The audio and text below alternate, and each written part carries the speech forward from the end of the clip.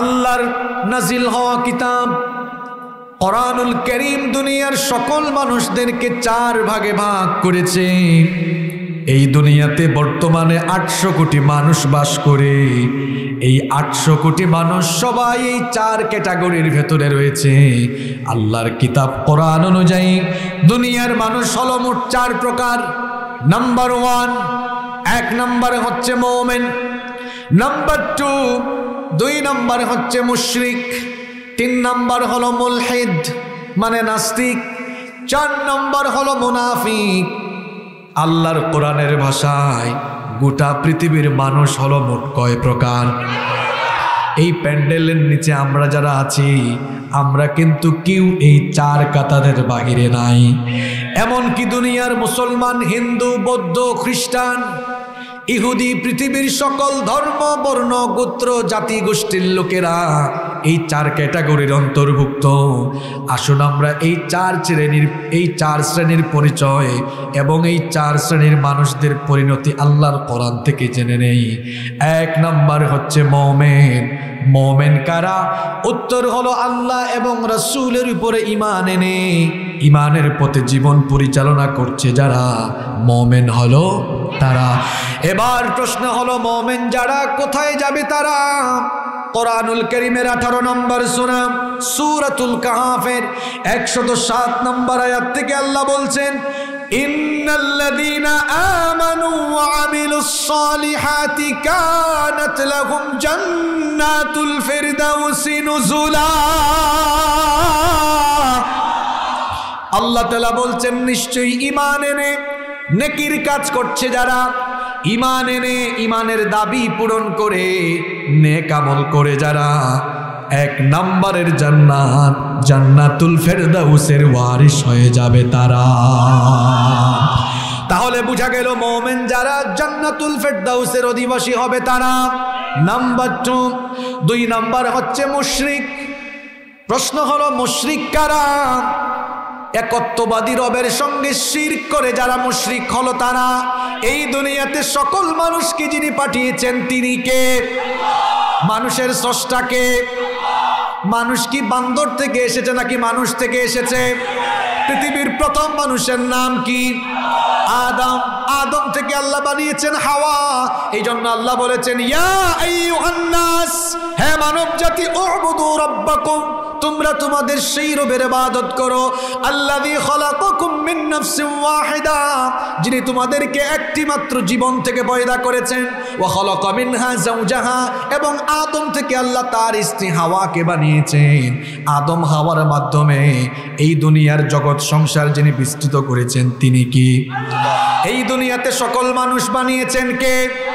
আল্লাহ তাআলা দুনিয়ার মানুষকে মোট 4টা ক্যাটাগরিতে বানিয়েছেন। 1 নম্বর, মাও নাই বাপও নাই, মা বাপ ছাড়া সরাসরি আদম আলাইহিস সালামকে যিনি বানিয়েছেন তিনি কে? 2 নম্বর ক্যাটাগরি হলো আল্লাহ আদম থেকে হাওয়াকে বানিয়েছেন। 3 নম্বর ক্যাটাগরি হলো বাপ এবং মা অর্থাৎ নারী পুরুষের মিলনের মাধ্যমে আল্লাহ সন্তান পয়দা করেছেন। যেমন আমি, আপনি, আমরা সবাই নারী পুরুষের মিলনে মা বাপের মাধ্যমে দুনিয়াতে এসেছি।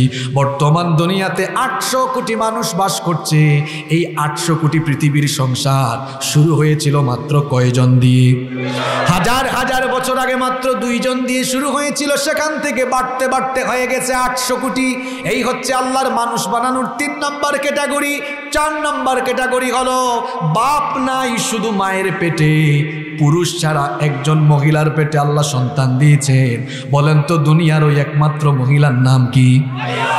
ওই মহিলার পেটে যে সন্তান আল্লাহ দিয়েছেন ওই সন্তানের নাম কি? তাহলে দুনিয়ার এই 800 কোটি মানুষকে সকল মানুষ যিনি বানাইছেন তিনি কি? মানুষের পূর্বপুরুষ মানুষ নাকি বান্দর? 2023 সালে এসে দেখি বাংলাদেশে এতগুলা বান্দরের বাচ্চা আছে যারা ডারউইনের বিবর্তনবাদ মতবাদকে পাঠ্য বইয়ের ভেতরে ঢুকিয়ে দিয়ে আমাদের ট্যাক্সের পয়সায় ছাপা বই, ওই বইয়ের ভেতরে এমন অশিক্ষা কুশিক্ষা ঢুকিয়ে দিয়ে আমাদের সন্তানগুলোকে নাস্তিকতাবাদ চর্চা করিয়ে নষ্ট করার ষড়যন্ত্র করা হয়েছে। কিন্তু আমরা বলতে চাই এটা পীর মাশায়েখদের দেশ, ওলিয়া উলিয়ার দেশ, উলামা মাশায়েখের দেশ। একজন আলেম এই দেশে বেঁচে থাকতে নাস্তিকবাদের বিজয় কখনো হবে না, হবে না,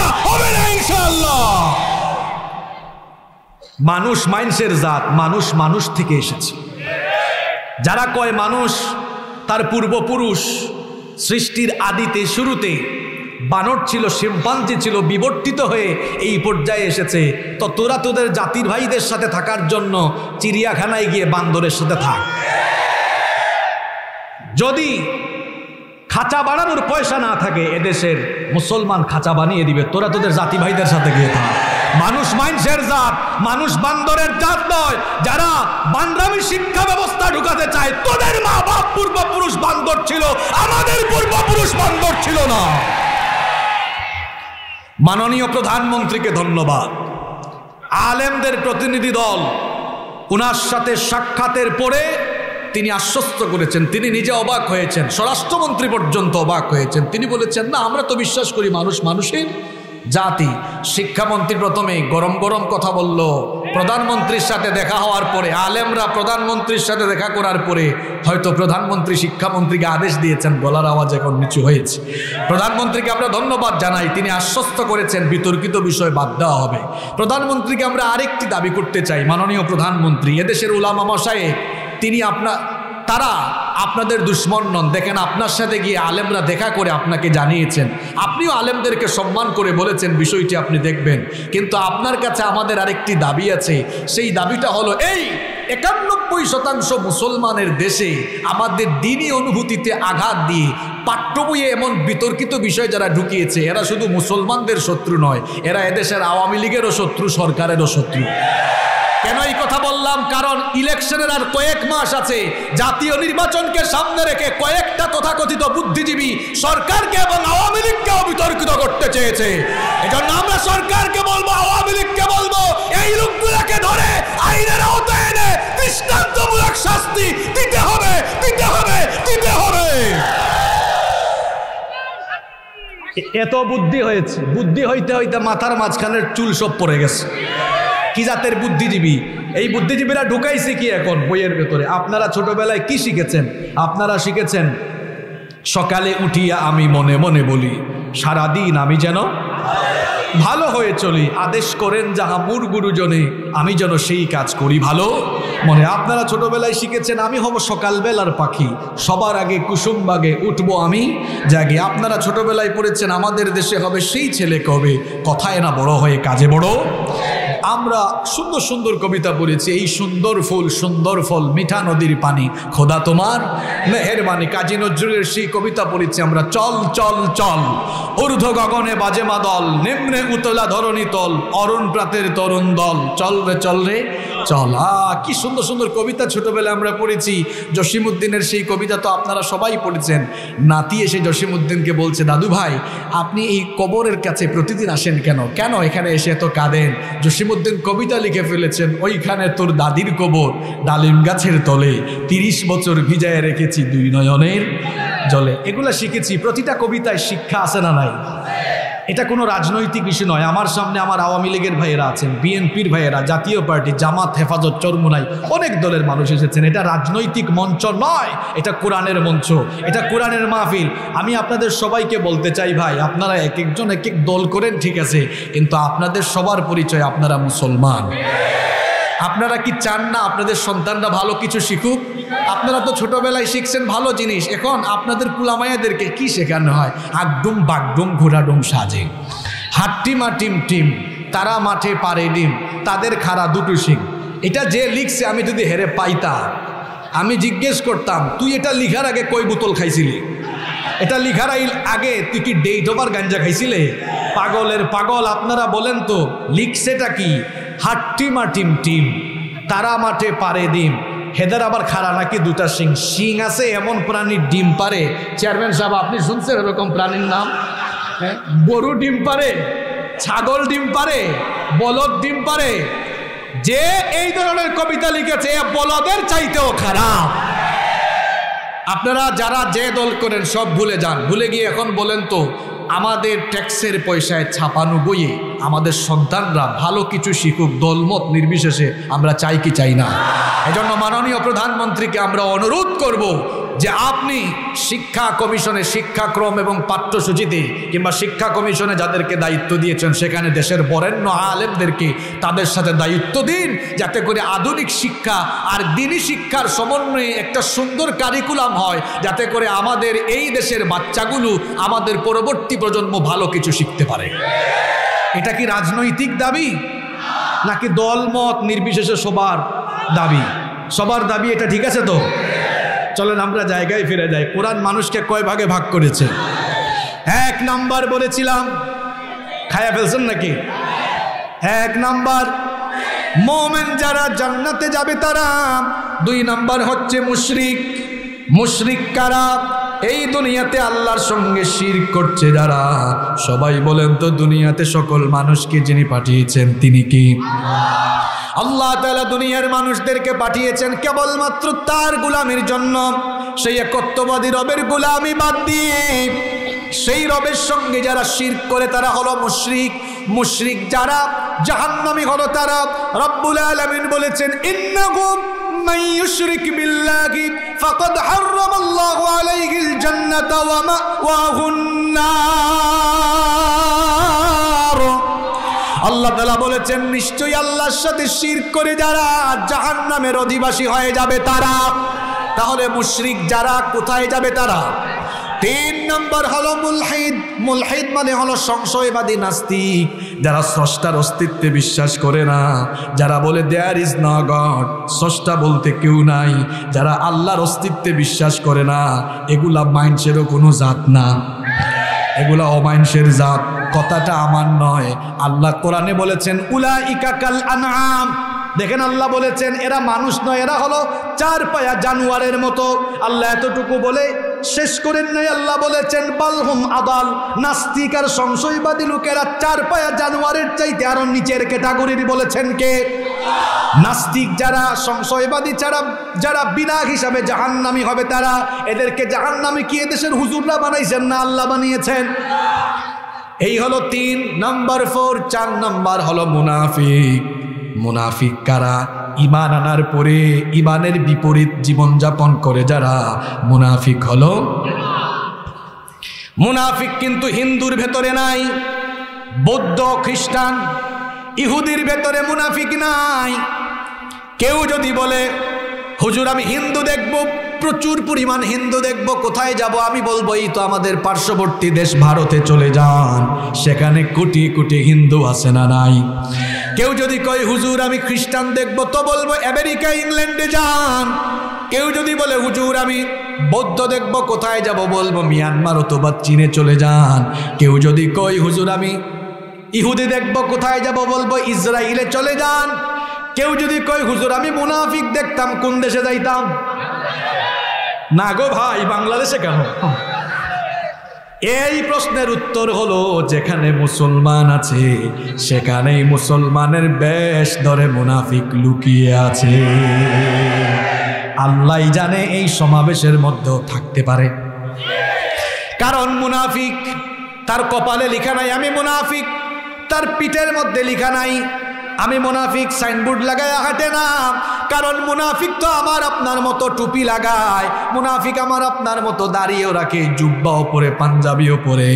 মুনাফিক ইসলামের লেবাস ধরে, আবার সুযোগ পাইলে তলে তলে ইসলামকে জবাই করে। মুনাফিক চেনা এত সহজ নয়।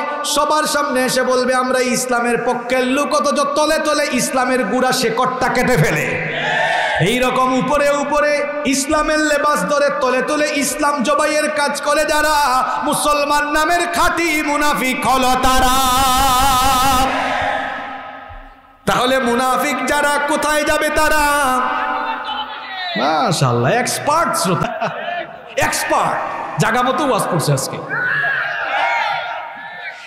এই দুনিয়ার কয়েকটা কুখ্যাত বড় বড় কাফেরের নাম আপনারা বলেন। ফেরাউন, নমরুদ, সাদ্দাত, হামান, কারুন, আবু জাহাল, উতবা, সাইবা, এগুলো কি ছোট ছোট কাফের না কুখ্যাত বড় কাফের? এই কুখ্যাত বড় বড় কাফের গুলো যাবে জাহান্নামের উপরে। আর আবুল কালাম, আব্দুস সাত্তার, আব্দুর রহিম নাম রেখে মুসলমানের নাম রেখে মুসলমানের লেবাস পরে তলে তলে মুনাফিকি করেছে যারা, এরা ফেরাউন নমরুদের চাইতে নিচের ক্যাটাগরির জান্নাত, এদের চাইতে নিচের ক্যাটাগরির জাহান্নামে যাবে তারা। কারণ আল্লাহ কোরআনে বলেছেন, ইন্নাল মুনাফিকিনা ফিদ দারকিল আসফালি মিনান নারি ওয়া লান তাজিদ লাহুম নাসীরা। আল্লাহ তাআলা বলেছেন, নিশ্চয়ই মুনাফিক যারা জাহান্নামের তলদেশে যাবে তারা। তাহলে সবাই বুদ্ধিমানের মতো জবাব দেন তো, তুলনামূলকভাবে কাফেরের চাইতে মুনাফিক ভালো না খারাপ? বোঝা গেল কাফেরের চাইতে মুনাফিক খারাপ।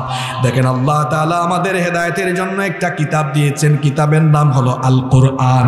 এই কোরআনে 114টা সূরা আছে। বলেন তো কোরআনের ভেতরে কাফেরের নামে সূরা আছে না নাই? ওই সূরার নাম কি? সূরাতুল কাফিরুন। এই সূরা আপনাদের সবার অটোমেটিক মুখস্থ হয়ে গিয়েছে, কুল ইয়া আইয়ুহাল কাফিরুন। বলেন তো এই সূরাটা কয়েক পৃষ্ঠা নাকি কয়েক লাইন? মাত্র 2 কিংবা 2.5 লাইনের সূরা।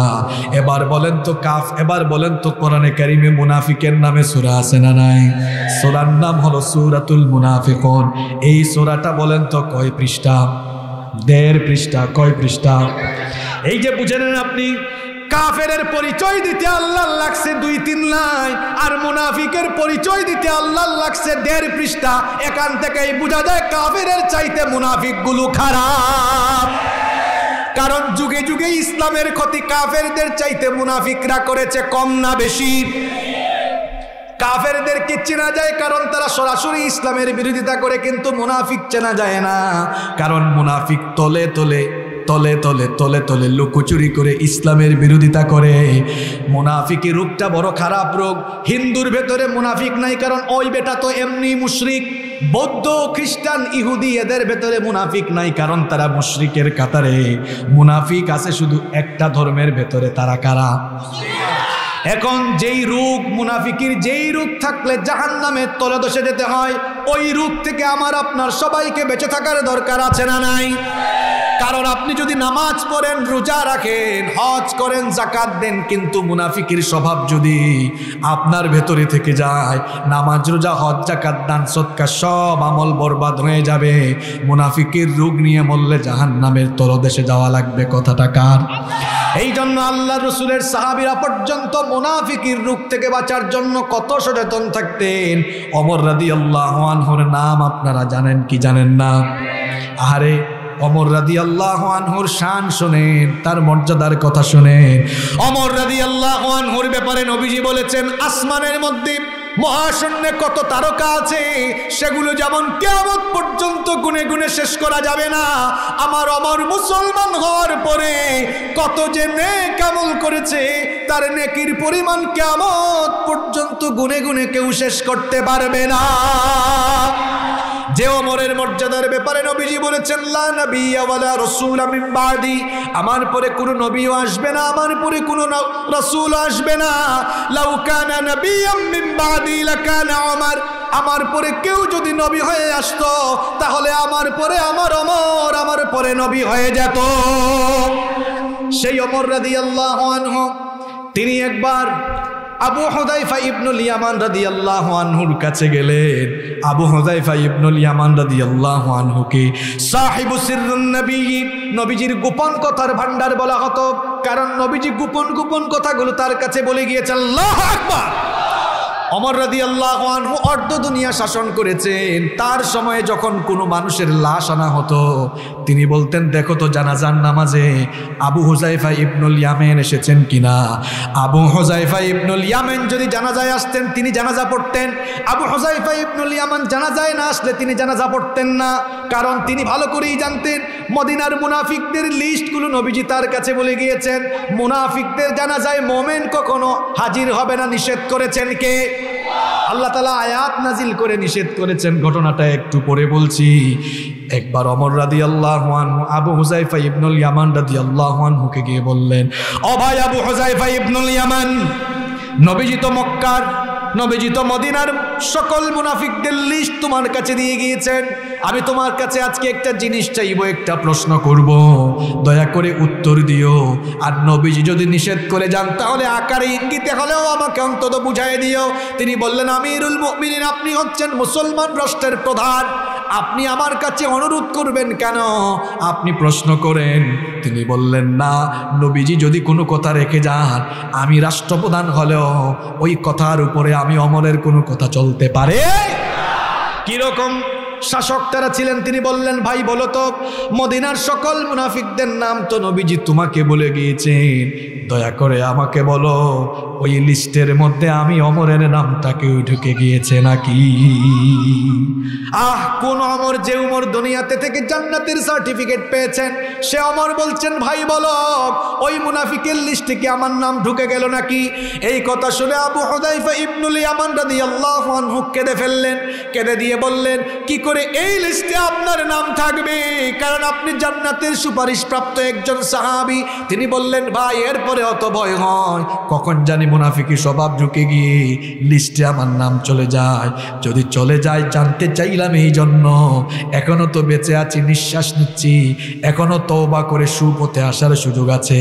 দেখেন ওমর রাদিয়াল্লাহু আনহুর মতো মানুষ যিনি জান্নাতের সার্টিফিকেট নিয়েছেন, তিনিও সেই ওমর রাদিয়াল্লাহু আনহু তিনিও এই মুনাফিকের ভাইরাস থেকে সচেতন থাকার জন্য সচেতন ছিলেন। কোথায় উমর, কোথায় আমি, কোথায় আপনি? তাহলে বলেন তো, বড় বড় সাহাবীরা মুনাফিকি থেকে বাঁচার জন্য যদি এত সিরিয়াস থাকেন, আমার আপনার মুনাফিকের রোগ থেকে বাঁচার জন্য সিরিয়াস হওয়া দরকার আরো কম না বেশি? আর জুড়ে বলেন, কম না বেশি? করোনা ভাইরাস, ক্যান্সার, ওমিক্রন, ডুমিক্রন, যে কোনো রোগে আক্রান্ত হয়ে কেউ যদি মারা যায় সে জাহান্নামে যাবে, এমন কথা কি কোরআন বা হাদিসে আছে নাকি? কিন্তু মুনাফিকের ভাইরাস নিয়ে যদি কেউ মারা যায় জাহান্নামের তলদেশে যাওয়া লাগবে, ঘোষণা দিয়েছেন কে? ছোট্ট একটা ঘটনা আপনাদেরকে কোরআন থেকে শোনাই। নবীজি তাবুক অভিযান থেকে ফিরে আসার কিছুদিন পরে সাহাবীদেরকে নিয়ে বসে আছেন। মদিনার মুনাফিকদের নেতা আব্দুল্লাহ বিন উবাই বিন সুলুল মারা গেল। তার ছেলে নবীজির কাছে আসলো। নবীজির কাছে এসে বলল, ওগো আল্লাহর নবী, আমার বাবা দুনিয়া থেকে চলে গিয়েছেন। আমার বাবার শেষ ওসিয়ত ছিল আপনি যেন আমার বাবার জানাজার নামাজে ইমামতি করেন, আর আপনার গায়ের জুব্বা মুবারক দিয়ে যেন আমার বাবার জানাজার কাফন পরিয়ে দেওয়া হয়।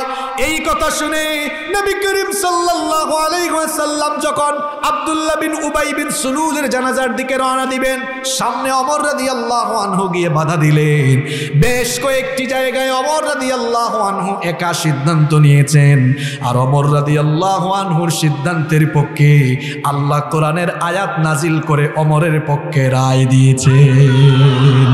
ওমর রাদিয়াল্লাহু আনহু নবীজিকে বাধা দিয়ে বললেন, ইয়া রাসূলুল্লাহ, সবাই আমার সঙ্গে বলেন সাল্লাল্লাহু আলাইহি ওয়াসাল্লাম, কোথায় যান আপনি? কার জানাজার দিকে রওনা দিলেন? লোকটাকে কি চিনেন না?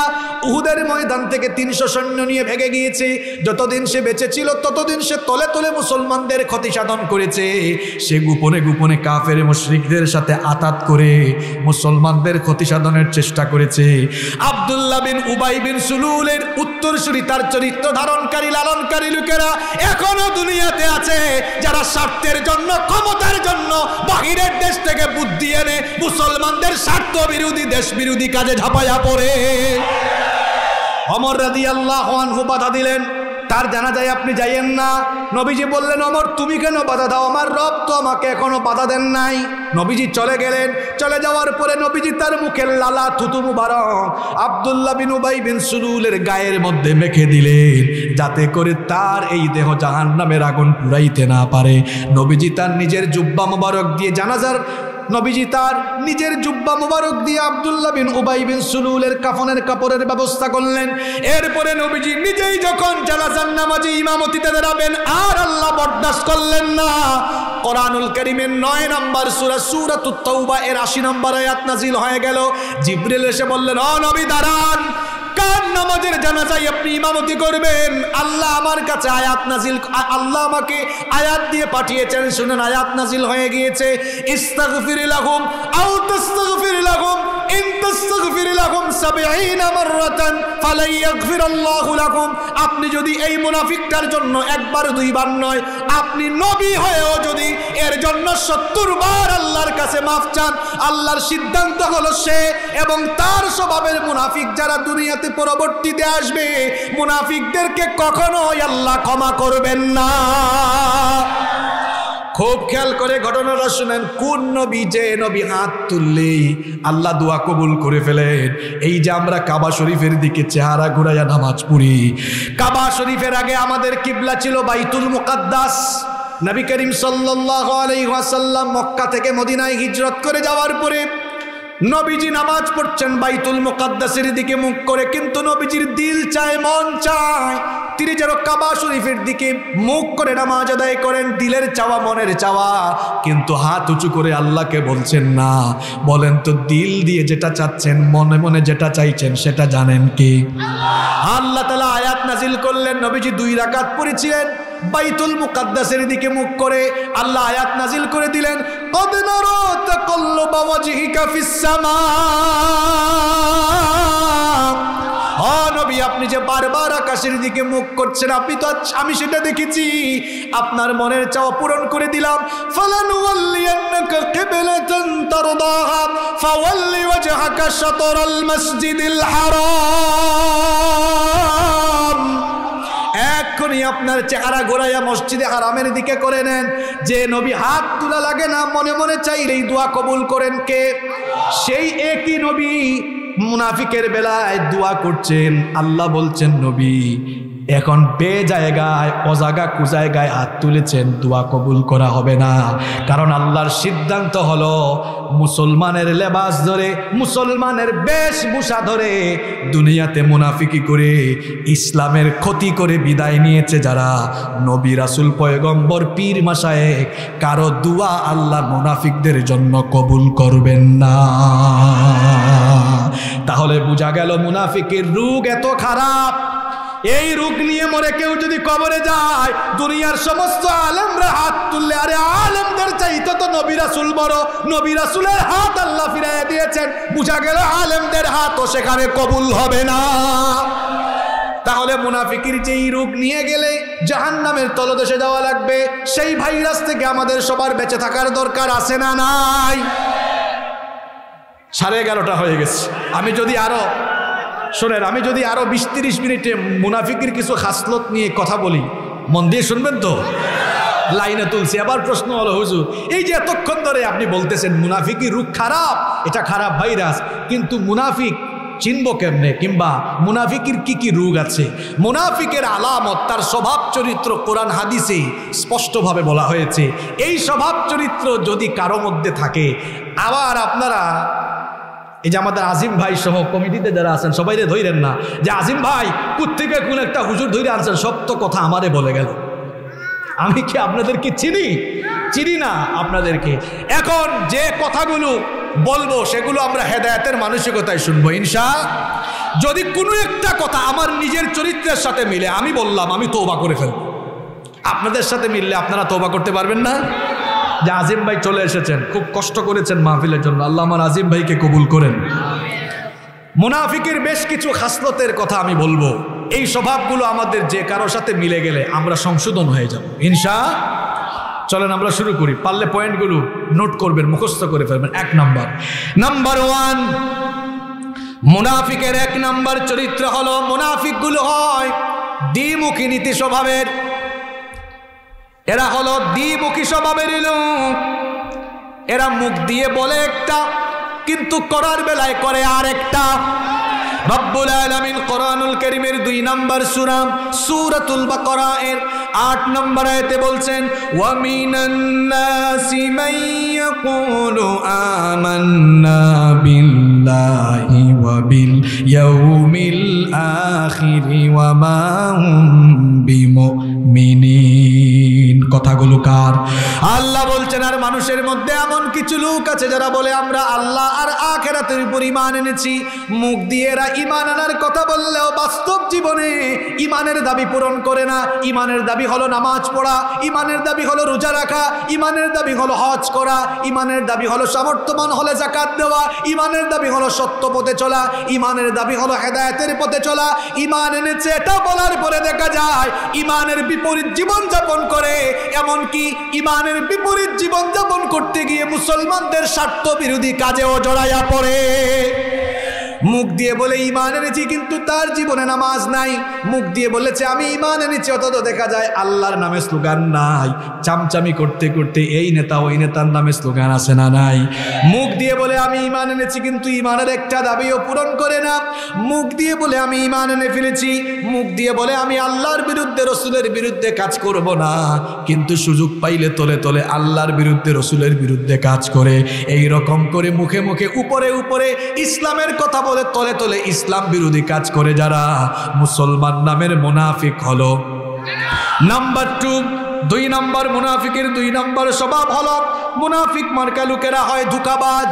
এদের অবস্থা হলো এমন, এবার এরা সুবিধাবাদ জিন্দাবাদ পার্টির লোকেরা, যেদিকে বৃষ্টি ওই দিকে ছাতা ধরে। দেখবেন যখন বর্ষাকাল আসে মাঝে মাঝে এলোপাতারি বৃষ্টি হয়। এলোপাতারি বৃষ্টি আপনারা দেখছেন কিনা? এলোপাতারি বৃষ্টি দেখেছেন? এলোপাতারি বৃষ্টি, রাস্তায় হাঁটবেন দেখবেন হঠাৎ করে এদিক থেকে বৃষ্টি, এদিক থেকে বৃষ্টি আসলে এইদিকে ছাতা, আবার ওদিক থেকে বৃষ্টি আসলে ওইদিকে ছাতা। মুনাফিক মার্কা লোকেরা হলো ঠিক এই স্বভাবের লোক, যেদিকে যখন সুবিধা পাবে ওই দিকে চলে যাবে। যখন ইসলামওয়ালা লোকেরা থাকবে তখন ইসলামওয়ালাদের থেকে ফায়দা নিবে, যখন ইসলাম বিরোধী থাকবে তখন তাদের পা টিপে চামচামি করবে, তাদের থেকে সুবিধা নেওয়ার চেষ্টা করবে।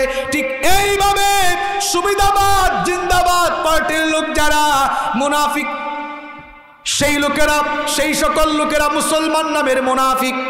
আবার 3 নম্বর মুনাফিকের খাসলত হলো মুনাফিক মার্কা লোকেরা, এরা হলো একটু ধান্দাবাজ প্রকৃতির। ইমানদারদের সামনে আসলে বলে আমরা ইমানদারদের সাথে, আর যখন তাগুতদের সাথে যায়, তাগুত হলো যারা নিজেরা আল্লাহর আইন মানে না, আবার আল্লাহর আইন মানুষকে মানতে দেয় না, এরা হলো তাগুত।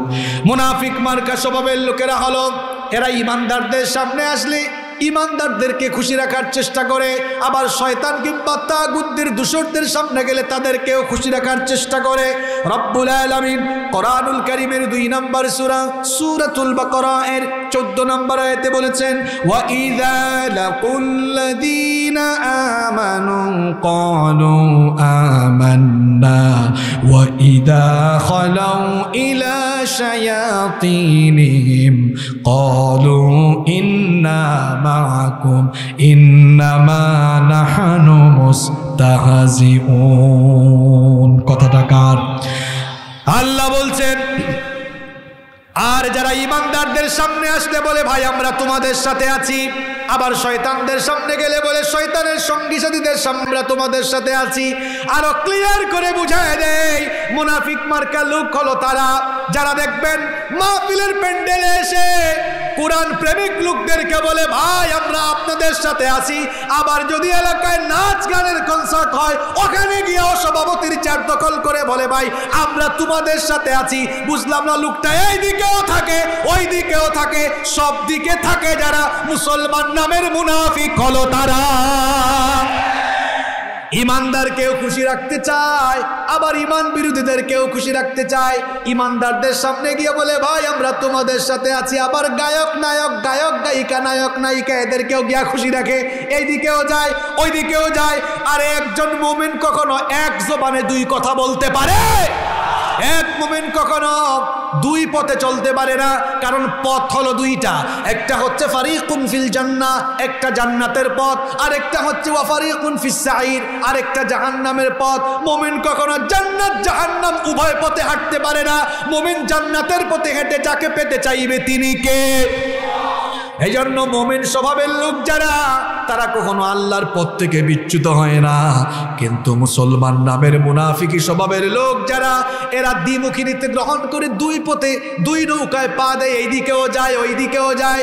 এইভাবে করে ইমানের পথে আর বেঈমানের পথে উভয় দিকে হেঁটে হেঁটে মানুষকে ধোঁকা দেয় যারা, মুমিন নামের খাঁটি মুনাফিক হলো তারা।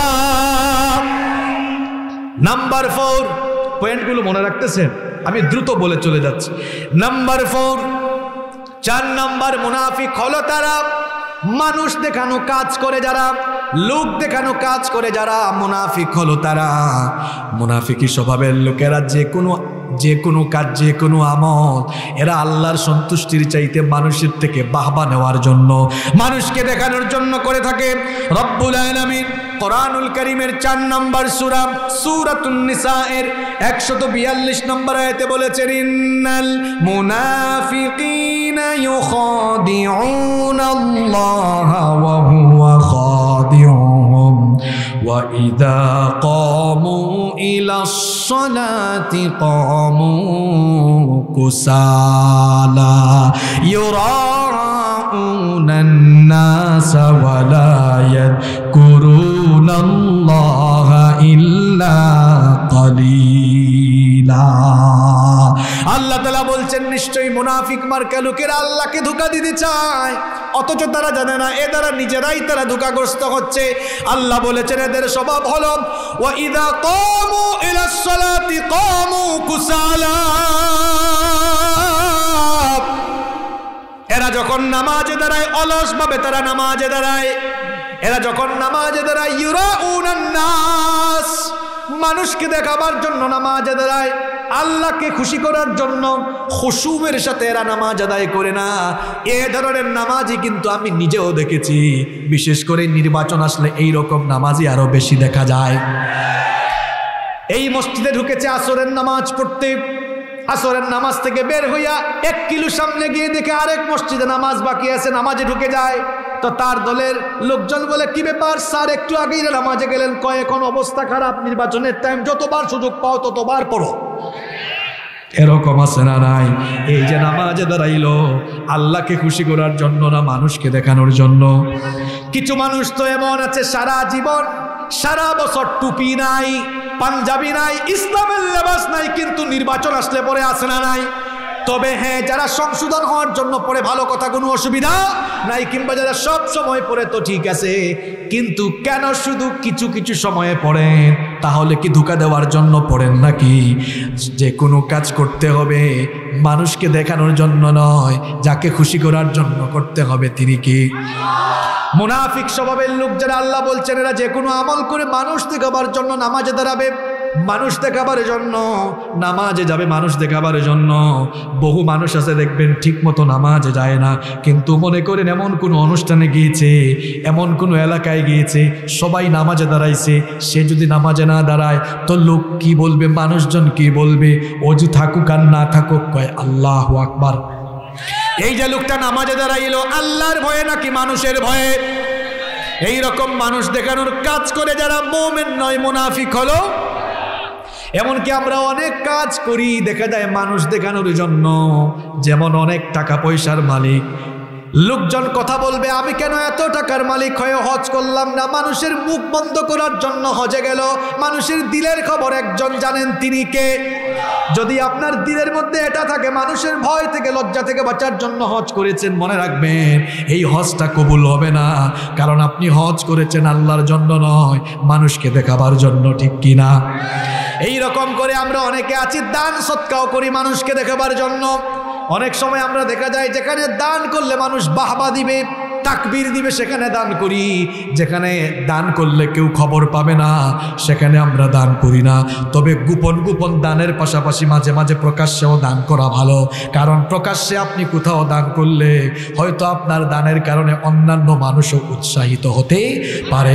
আপনার দিলে যদি এটা থাকে যে আমি মানুষকে উৎসাহিত করার জন্য দান করছি, অসুবিধা নাই, কিন্তু দিলে যদি এটা থাকে বাহবা দিবে, দিলের খবর হুজুর না হয় জানে না, কিন্তু জানেন কে?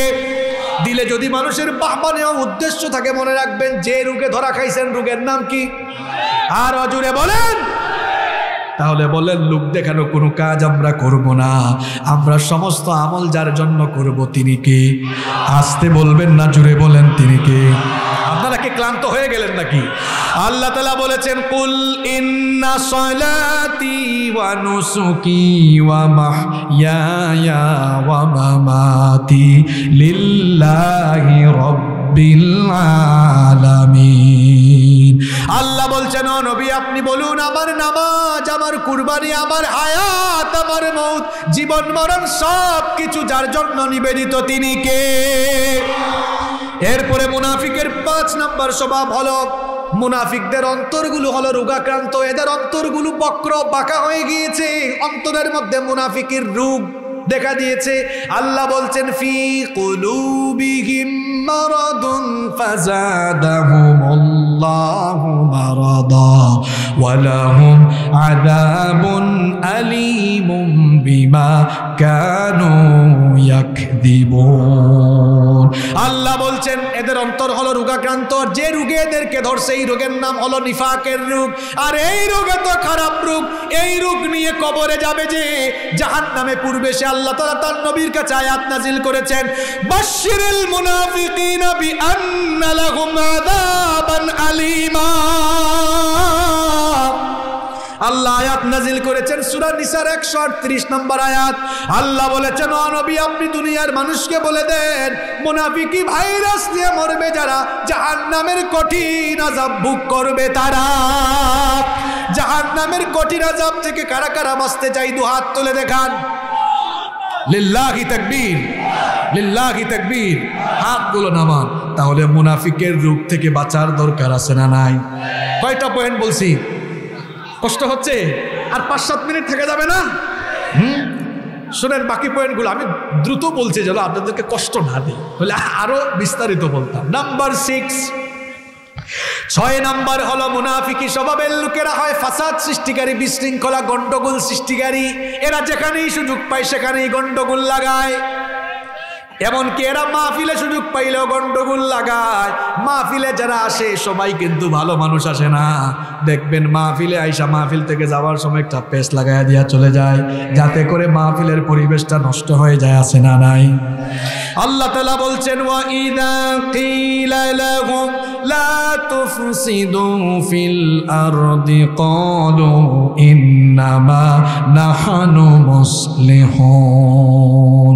আল্লাহ বলছেন যখন এদেরকে বলা হয় খবরদার আল্লাহর জমিনে ফাসাদ সৃষ্টি করো না, তখন তারা বলে না না আমরা তো ফাসাদ সৃষ্টি করছি না, বরং আমরা সংস্কারের কাজ করছি, সংশোধনের কাজ করছি। সংস্কার আর সংশোধনের কাজ, সংস্কার আর সংশোধনের কথা বলে ইসলাম বিরোধী কাজে জড়িয়ে পড়ে যারা মোমেন নামের খাঁটি মুনাফিক হলো তারা। এরা যেখানেই সুযোগ পায় সেখানেই গন্ডগোল লাগায়। মাহফিলে, মসজিদে, মাদ্রাসায়, শিক্ষা প্রতিষ্ঠানে, বিচারালয়ে, শিক্ষাঙ্গনে, শিক্ষা সিলেবাসে দায়িত্বশীল চার যেখানেই বসবে মুনাফিকি স্বভাবের লোকেরা পেস লাগায়া দিবে। এরা সুশৃঙ্খল স্বভাবের মানুষ হয় না, বিশৃঙ্খলা সৃষ্টিকারী হয়। আর মোমেনরা সবসময় সুশৃঙ্খল হয়। দেখেন আমাদের এত বড় সমাবেশ, এই কোরআনের সমাবেশে একজন পুলিশ নাই, র্যাব নাই, কিচ্ছু নাই। এত হাজার হাজার মানুষ এসেছে, চলে যাবে, কোনো ধরনের বিশৃঙ্খলা হবে না। এটা তো অনেক ছোট মাহফিল, লক্ষ লক্ষ মানুষ হয়। এইরকম মাহফিলও বাংলাদেশে আছে না নাই? এই যে গত 3 দিন আগে ব্রাহ্মণবাড়িয়ায় আমাদের একটা প্রোগ্রাম হলো, আর দেখছেন না আপনারা আড়াইবাড়িতে, আপনাদের এই প্যান্ডেলের 20টার সমান, এত বিশাল, লক্ষ লক্ষ মানুষ আসতেছে চলে যাচ্ছে। কোরআন যেখানে শান্তি। ছোট ছোট বিভিন্ন সামাজিক রাজনৈতিক সমাবেশে দেখবেন 200-500 মানুষ, আরে বাপরে বাপ, চেয়ার দিয়া বাইরাইয়া মাথা ফাটাই ফেলে। হ্যাঁ, এই যে এতগুলা মানুষ দেখছেন, এখানে স্টেজে সবাই উঠছে, ওঠে নাই। সামাজিক প্রোগ্রাম, রাজনৈতিক প্রোগ্রামে থামাইতে পারতেন না, সবাই উঠে যাইত, মাঝে মাঝে এটা পড়েও যাইতে পারে। এরকম অবস্থা হইতে পারে। মোমেন স্বভাবের লোক যারা সুশৃঙ্খল হয় তারা কখনো তারা বিশৃঙ্খলা করে না। যেমন আমাদের নামাজের মধ্যে শৃঙ্খলা আছে না নাই? হজ আর ওমরা যারা করেছেন তারা দেখেছেন, আলহামদুলিল্লাহ আমি তো অসংখ্যবার হারামাইন শরীফাইনে নামাজ আদায়ের সুযোগ পেয়েছি। লক্ষ লক্ষ মানুষ। আমি একবার এশার নামাজ মসজিদে হারামে পড়েছি। মসজিদে হারামের যে ওয়েবসাইট আছে, যে অফিসিয়াল ফেসবুক আছে, সেদিন দেখেছিলাম বলা হয়েছে 10 লক্ষ মানুষ। এটা রমজানের বাহিরে ছিল। রমজান মাসে তো 20 লক্ষ 30 লক্ষের কাছাকাছি মানুষ থাকে। এতগুলো মানুষ, কেউ এদিকে চক্কর এদিকে চক্কর দেয়, কেউ তাওয়াফ করে, কেউ সাই করে, কিন্তু যখনই একামত হয়ে যায় গোল গোল হয়ে সবাই দাঁড়িয়ে যায়, ঠিক কিনা? এই যে শৃঙ্খলা ইসলাম আমাদেরকে শিখিয়েছে, আল্লাহর দ্বীন আমাদেরকে শিখিয়েছে। মুমিন ব্যক্তি যারা নামাজের শৃঙ্খলার এই শিক্ষা নিয়ে নামাজের বাইরে সুশৃঙ্খল জীবন যাপন করে তারা, আল্লাহ বলেছেন যাদের অন্তরে নিফাক আছে, মুনাফিকের রোগ আছে, এরা সব জায়গায় একটা না একটা ভেজাল লাগায় দেয়। লাইনের মধ্যে ভেজাল, মাহফিলে ভেজাল, যে কোনো জায়গায় ভেজাল। ফাসাদ সৃষ্টিকারী লোক যারা, মুমিন নামের মুনাফিক হলো। আরো জোরে বলেন। কথা কি আর বলবো নাকি বন্ধ করে দিব? কারণ এখন যেগুলো বলবো এগুলো তো বেশি বেশি কমন পড়বে। বলবো নাম্বার 7, 7 নাম্বার, কথায় কথায় মিথ্যা বলে যারা মুমিন নামের মুনাফিক হলো। তো বলতেছেন যেভাবে চিল্লাইয়া, আপনারা মনে হয় আপনারা সবাই আল্লাহর ওলি কুতুব হয়ে গেছে। মিথ্যা আপনারা বলেন না। মিথ্যা বলার স্বভাব কিন্তু অনেকের ভেতরে। খবরদার ভাইয়েরা, আপনারা বলবেন হুজুর মাঝে মাঝে দুই একটা মিথ্যা বললে আর কি হবে? শুনেন কি হবে। নবীজি বলেছেন ইয়াকুম ওয়াল কিযব, মিথ্যা থেকে বিরত থাকো, সাবধান হও, কারণ মিথ্যা হলো সকল পাপের জননী, সকল পাপের মা। ফা ইন্নাল কিযবা ইয়াহদি ইলাল ফুজুর, মিথ্যা মানুষকে পাপাচারের দিকে ধাবিত করে। ওয়া ইন্নাল ফুজুরা ইয়াহদি ইলান নার, আর পাপাচার মানুষকে জাহান্নামের দিকে ধাবিত করে। মিথ্যা বলার কুফল হলো দুইটা, জুড়ে বলেন কয়টা? 1 নম্বরে যারা মিথ্যা বলে তারা মুমিন থাকে না, শয়তানের বন্ধু হয়ে যায়। নবীজি বলেছেন যে ব্যক্তি মিথ্যা বলে তার কাছ থেকে রহমতের ফেরেশতা দূরে চলে যায়। তাহলে যার সাথে রহমতের ফেরেশতা থাকে না, তার সঙ্গে থাকে কি? আরো জোরে বলেন। আমরা কি শয়তানের বন্ধু হতে চাই নাকি? তাহলে মিথ্যা বলে যে শয়তানের বন্ধু হয়ে যায়, সেটা হলো মিথ্যা বলার 1 নম্বর কুফল। মিথ্যা বলার 2 নম্বর কুফল হলো ওই যে একটু আগে বলেছিলাম, মুনাফিকের কপালে লেখা থাকে না, পিঠের মধ্যে মুনাফিকের সাইনবোর্ড লেখা থাকে না। মুনাফিক যারা মুনাফিক তাদেরকে তার খাসলত দিয়ে, স্বভাব দিয়ে, চরিত্র দিয়ে চিনতে হবে। মুনাফিকের খাসলতের ব্যাপারে নবীজি বলেছেন, মুনাফিকের একটা খাসলত হলো ইদা হাদ্দাথা কাযাবা, যখন সে কথা বলে, কথা বলার সময় মিথ্যা বলে। তাহলে বলেন তো, মিথ্যা বলে যে মুমিন থাকে না, সে কি হয়ে যায়? আরো জুড়ে বলেন। হ্যাঁ, আওয়াজ কমে গেছে এখন না? হ্যাঁ, কমন পড়ছে নাকি? এবারে বলেন তো, মুনাফিক যারা কোথায় যাবে? তারা জাহান্নামে, নয় জাহান্নামে। এবার একটু সুন্দর করে স্লোগান দেন, মিথ্যাবাদী যারা, না জাহান্নামে না, সুন্দর করে সিস্টেমে আসেন। মিথ্যাবাদী যারা কি? তারা মুনাফিক হয়ে যায়। তারা মুনাফিক যারা কোথায় যাবে? তারা। তাহলে বোঝা গেল মিথ্যা বললে মুনাফিক হয়ে জাহান্নামের তলদেশে যাওয়া লাগবে। সুতরাং মিথ্যা বলার স্বভাব, আমার ভাই বোন যারা মাহফিলে এসেছেন, এই স্বভাবটা আমাদের ছেড়ে দেওয়ার দরকার আছে না নাই? কিন্তু মিথ্যা তো আমরা বলি। ফোন এসেছে, আসে সে বাড়িতে, কয় দুস্থ আমি আছি গাড়িতে। আসে গাড়িতে, কয় আমি বিমানে। আপনাদের তো পদ্মা সেতু হয়ে গেছে এখন। আগে ঢাকায় যাইতে আপনাদের 7-8 ঘন্টা। আমি আগে যখন আপনাদের দক্ষিণবঙ্গে মাহফিলে আসতাম, আমি তো গত বছরের কথা বলছি, আহারে কত রাত আমার নিজের কুয়াশাচ্ছন্ন রাতে চলে গেছে ফেরিঘাটে।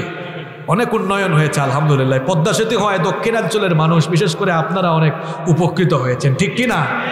আমি আমার নিজের কথা বলি, গত বছর আমি সারা রাত কুয়াশার জন্য ফেরি বন্ধ দাঁড়াইছিলাম, সকালবেলা যেতে হয়েছে। ফেরি না চললে যাবো কেমন? তো আসে এখন তো আপনাদের এই পদ্মা সেতু চালু হয়ে যাওয়ার পর দেখছি এখন ভালো ভালো বাস এদিকে আসে, খুলনার দিকে, যশোরের দিকে আসে না? তো এক লোক এখন তো সুবহানাল্লাহ বাস আসে এদিকে, ওই যে গ্রিন লাইন আর কি, সুবহানাল্লাহ না এগুলা? হ্যাঁ, উঠছে ডবল ডেকার বাসে। উঠার পরে ডবল ডেকারে উঠছেন না আপনারা? উপরে এগুলো দেখবেন একটু বিমানই লাগে।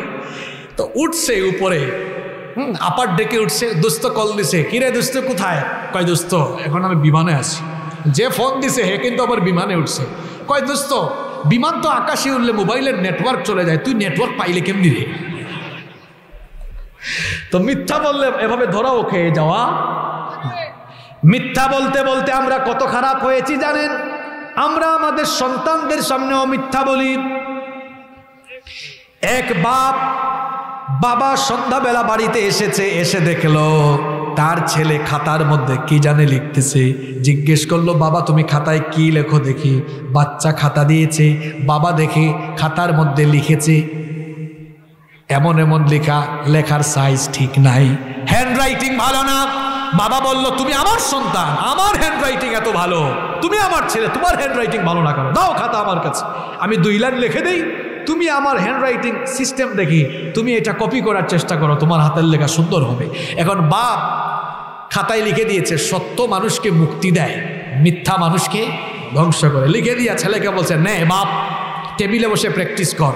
ছেলে প্র্যাকটিস করতেছে, কিছুক্ষণ পরে দরজার কলিং বেল, দরজা নক করছে। এখন দরজার ফাঁক দিয়া বাপ গিয়ে দেখছে হায় হায় পাশের বাড়ি আব্দুল সালাম ভাই আসছে, টাকা পাই 20,000। কয়া যান টাকা দেওয়ার তো আপনি সালাম না মিলে গেছে, ওই সালাম আপনি না, 20,000 টাকার লুট করে লাভ না, এটা আরেক সালাম।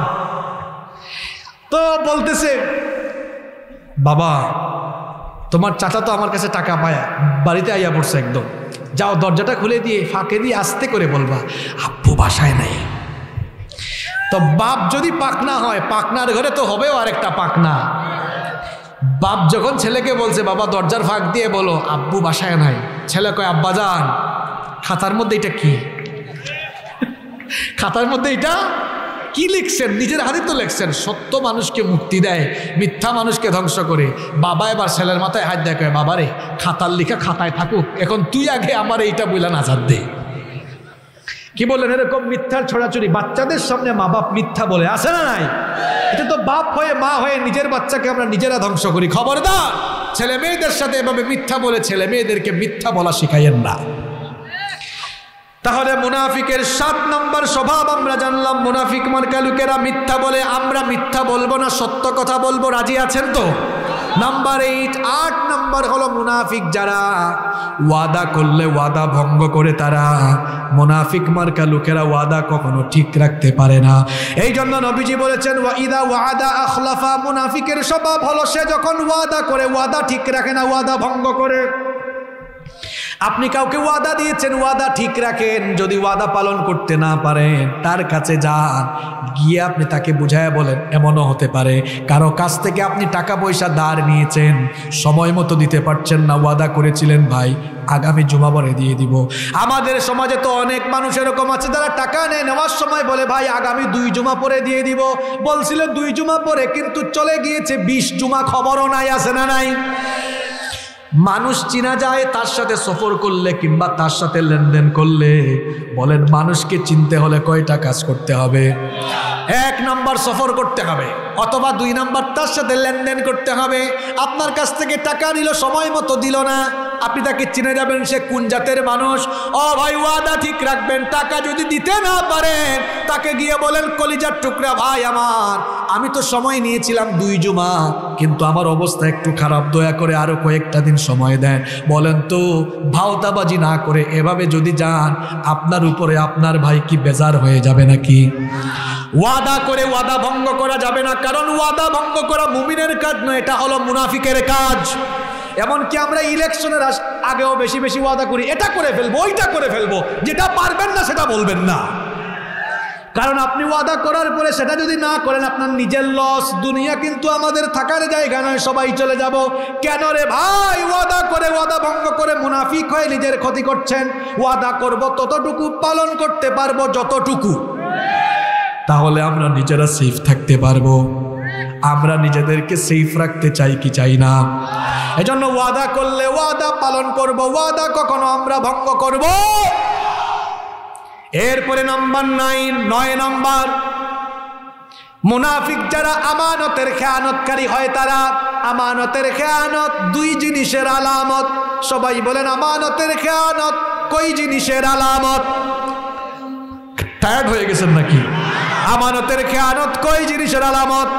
2 জিনিসের আলামত। 1 নম্বর আমানতের খেয়ানত কিয়ামতের আলামত। 2 নম্বর আমানতের খেয়ানত মুনাফিকের আলামত।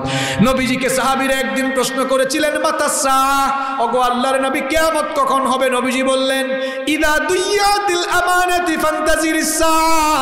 চতুর্দিকে যখন আমানতের খেয়ানত হয়ে যাবে তখন কিয়ামত এসে যাবে। সাহাবীরা বললেন কাইফা ইদাআতুহা ইয়া রাসূলুল্লাহ? সবাই বলেন সাল্লাল্লাহু আলাইহি ওয়াসাল্লাম। ওগো আল্লাহর রাসূল আমানতের খেয়ানত আবার কেমনে হয়? নবীজি তখন বললেন ইদা উসনিদাল আমরু ইলা গায়রি আহলিহি ফান্তাজিরিস সাআ। যখন যোগ্যতার চেয়ারে অযোগ্য ব্যক্তি বসবে তখনই আমানতের খেয়ানত হয়ে যাবে। বক্তা হওয়ার যোগ্যতা যোগ্যতা নাই, যদি বক্তার চেয়ারে বসে তাহলে দেখা যাবে ওই চেয়ার থেকে যা বলবে মানুষ গুমরা হবে। সভাপতি হওয়ার যোগ্যতা নাই, ওই চেয়ারে সভাপতি বসলে দেখা যাবে ওই পরিবেশ নষ্ট হয়ে যেতে পারে। যে যেটা হওয়ার যোগ্য নয় তাকে সেই জায়গায় বসিয়ে দিলে আমানতের খেয়ানত হয়ে যাবে। আমানতের খেয়ানত যখন শুরু হয়ে যায় তখন ওই সমাজটা ধীরে ধীরে নষ্ট হয়ে যায়। কথা কাজে ঠিক রাখা সেটাও কিন্তু আমানত। যদি আপনি কথা কাজে দায়িত্বানুভূতি জাগ্রত করে আপনি যদি সঠিকভাবে দায়িত্ব পালন না করেন সেটাও কিন্তু আমানতের খেয়ানত। আর প্রত্যেকটা দায়িত্বশীল চেয়ার হলো আমানতের জায়গা। আপনি কোনো দায়িত্বশীল চেয়ারে বসেছেন সেটা আমানত, ওই দায়িত্ব সঠিকভাবে আপনাকে পালন করতে হবে। সেটা যদি সঠিকভাবে পালন না করেন আমানতের খেয়ানত করে মুনাফিক হয়ে জাহান্নামের তলদেশে যাওয়া লাগবে। ছোট্ট একটা ঘটনা আমার মনে পড়ে গেল, আমি কি বলবো? ওমর রাদিয়াল্লাহু আনহুর সময়ের ঘটনা। ওমর রাদিয়াল্লাহু আনহু তিনি অর্ধ দুনিয়া শাসন করেছেন। বলেন তো সেই যুগে কি এইরকম কারেন্ট ছিল নাকি, ইলেকট্রিক্যাল লাইট ছিল নাকি? তিনি যখন অর্ধ পৃথিবী শাসন করছেন, ওমর রাদিয়াল্লাহু আনহু ঘরের ভেতরে মোমবাতি জ্বালিয়ে কাজ করছেন। এমন সময়ে তার কিছু আত্মীয় স্বজন দেখা করতে এসে দরজায় নক করলেন। তিনি ঘরে ঢুকতে দিলেন না, বললেন দরজায় তোমরা দাঁড়িয়ে থাকো। এদেরকে দরজায় দাঁড় করিয়ে রেখে তার সামনে থাকা মোমবাতির আগুন তিনি ফু দিয়ে নিভিয়ে দিলেন। নতুন আরেকটি মোমবাতিতে আগুন জ্বালালেন। এরপরে এদেরকে বললেন তোমরা এবার ভেতরে আসো। এরা ভেতরে ঢুকে বলল আমিরুল মুমিনিন, আপনার সামনে তো মোমবাতিতে আগুন ধরানো ছিল, সেটা ফু দিয়ে নিভিয়ে দিয়ে নতুন করে আরেকটা মোমবাতিতে আগুন জ্বালালেন কেন?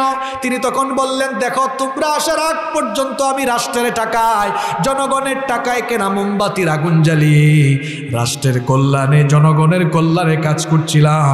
তোমরা যখন দরজায় এসে ঢোকার জন্য অনুমতি চাইলে আমি মনে মনে ভাবলাম তোমরা তো আমার আত্মীয় স্বজন, তোমরা ভেতরে ঢুকে আমার সাথে বেশিরভাগ সময় ব্যক্তিগত কথা বলবে।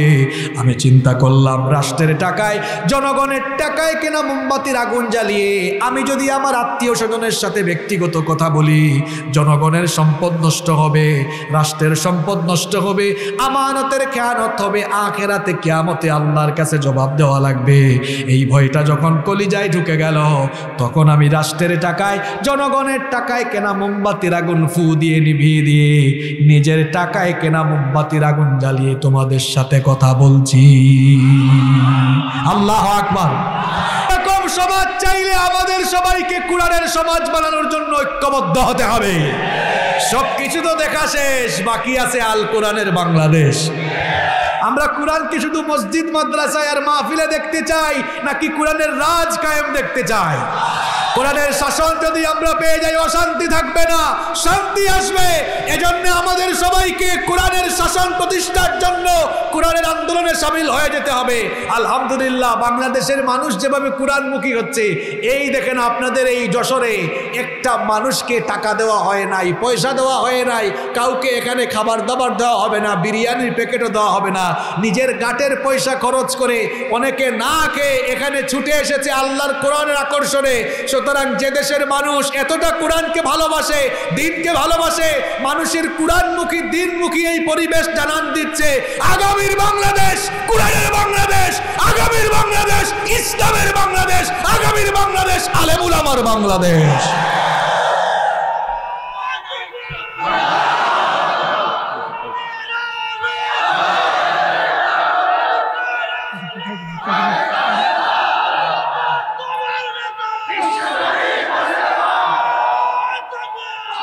এইরকম আমানতদারি শাসন ব্যবস্থা এবং ইনসাফ ভিত্তিক শাসন ব্যবস্থা দেখার জন্য, আল্লাহর জমিনে আল্লাহর কোরআনের শাসন প্রতিষ্ঠার জন্য কারা কারা নিজেদেরকে নিবেদিত প্রাণ করে দিয়ে কাজ করতে রাজি, দুহাত উঁচু করে আল্লাহকে দেখাও। লিল্লাহি তাকবীর, লিল্লাহি তাকবীর, লিল্লাহি তাকবীর। আল্লাহ আপনাদের হাতগুলো কবুল করেন, হাতগুলো নামান। আমি আর একটা পয়েন্ট বলবো, শোনেন। মুনাফিকের আপনারা কেউ উঠবেন না, মোনাজাতটা করে বাড়িতে যাবেন ইনশাআল্লাহ। আপনারা তো খুব ভদ্র মানুষ, এই এলাকার মানুষ অত্যন্ত ভদ্র মানুষ। যশোর মানেই ভদ্র, ঠিকই আছে, যশোর মানেই ভদ্র। যশোর ওনার শ্বশুর বাড়ি, তো এই জন্য ওনার বাড়ি খুলনায় কিন্তু বিয়ে করছে যশোরে, আপনাদের এলাকার জামাই। বুঝতে পেরেছেন? তো জামাই কখনো শ্বশুর বাড়ির বদনাম করবে, এটাই স্বাভাবিক। তবে এটা উনি বাড়তি কথা বলেন নাই। আসলেই আপনাদের এই যশোর, এই দক্ষিণবঙ্গের মানুষ খুবই ইসলাম প্রিয় মানুষ। এই দক্ষিণবঙ্গের মাটি ইসলামের ঘাঁটি। নাম্বার 10, 10 নাম্বার, মুনাফিকদের 10 নাম্বার স্বভাব হলো এরা সব সময় ভয়ে থাকে না জানি কোন সময় কোরআনের কোন আয়াত বা কোন সূরা তাদের চরিত্র ফাঁস করে দেয়। নবীজির সময়ে যে সকল মুনাফিকেরা ছিল তারা সব সময় ভয়ে থাকতো না জানি কোন সময় কোন সূরা কিংবা কোন আয়াত নাজিল হয়ে তাদের চরিত্র ফাঁস হয়ে যায়। রব্বুল আলামিন কোরআনুল কারীমের কোরআনুল কারীমের 9 নম্বর সূরা সূরাতুত তাওবা এর 64 নম্বর আয়াতে বললেন, ইয়াহযারুল মুনাফিকুনা আন তুনাজ্জালা আলাইহিম সূরাতুন তুনাব্বিউহুম বিমা ফি কুলুবিহিম। আল্লাহ তাআলা বলছেন মুনাফিকরা সব সময় ভয়ে থাকে কোন সময় কোন আয়াত, কোন সূরা কিংবা কোন আয়াত নাজিল হয়ে তাদের চরিত্র ফাঁস হয়ে যায়। দেখা যায় এই জন্য আলেমদেরকে মুনাফিক মার্কা স্বভাবের লোকেরা ঠিকমতো হক কথাও বলতে দেয় না। দেখা যায় বহু মসজিদ আছে এমন, বহু মসজিদ কমিটি আছে এমন, ওই মসজিদে কখনো ইমাম সাহেব সুদের বিরুদ্ধে ওয়াজ করতে পারেন না, কারণ কমিটির মধ্যে টাটকা সুদখোর আছে। ইমাম সাহেব ঘুষ নিয়ে ওয়াজ করতে পারেন না, কারণ কমিটির ভেতরে টাটকা ঘুষখোর আছে। ইমাম সাহেব দুর্নীতি চুরি ডাকাতি নিয়ে কথা বলতে পারেন না, কারণ টাটকা দুর্নীতিবাজ কমিটির ভেতরে আছে। আর 5 ওয়াক্ত নামাজে আসে না যারা, মসজিদ কমিটিতে থাকার কোনো যোগ্যতা রাখে না তারা। ঠিক তো কর, কিন্তু আমার সমাজে বেশিরভাগ মসজিদে টাকা দেখে, পয়সা দেখে, ক্ষমতা দেখে কমিটিতে রাখা হয়। আর আল্লাহ বলেছেন ইন্নামা ইয়ামুরু মাসাজিদাল্লাহি মান আমানা বিল্লাহি ওয়াল ইয়াউমিল আখির। যারা আল্লাহ আর আখিরাত দিবসের উপরে ঈমান এনে ঈমানের পথে চলে, সে সকল বান্দারাই আল্লাহর ঘর মসজিদ। আবার নামাজ নাই, ঠিকমতো নামাজে আসে না, নামাজে পাওয়া যায় না, এই সকল লোকেরা মসজিদ কমিটিতে ঢুকে যায়। আর ইমাম সাহেবের উপরে, খতিবের উপরে কত যে মাতব্বরি করে, মনে হয় ইমামকে তার বাড়ির গোলাম বানিয়ে ফেলেছে। যে সকল লোকেরা 5 ওয়াক্ত মসজিদে আসে না, এই সকল লোকেরা মসজিদ কমিটিতে থাকার কোনো যোগ্যতা রাখে না। মসজিদ কমিটিতে থাকবে তারা 5 ওয়াক্তের নামাজি, যারা ঠিকমতো ইমাম সাহেব কথা বলতে পারে না। অনেক ইমামও আছে একটু তারসিরা ইমাম, ব্যক্তিত্ব নাই। আপনি যদি সুদখোর, ঘুষখোর, চুড্ডাকাইদের বলে হক কথা বলতে না পারেন, আপনি এই মিম্বর ছেড়ে দিয়ে মাটি গাইতে ভাত খান মিয়া, আপনার জন্য সম্মানের হবে। আর যদি ওই মিম্বরে বসেন, কাউকে ভয় না করে হক কথা আপনাকে বলতেই হবে। আরো অনেক আছে, আর বলার দরকার নাই। যে 10টা বললাম, এই 10টার মধ্যেও অনেক চরিত্র আছে যেগুলো আমাদের মধ্যে আছে। আসুন আমরা মুনাফিকের রূপ থেকে বেঁচে থাকি, মুনাফিকের রূপ থেকে বেঁচে আমরা নিজেকে ইমানদার বানাই, ইমানের পথে চলি। খাঁটি ইমানদার হয়ে ইমানের পথে চললে জান্নাত দিবেন কে?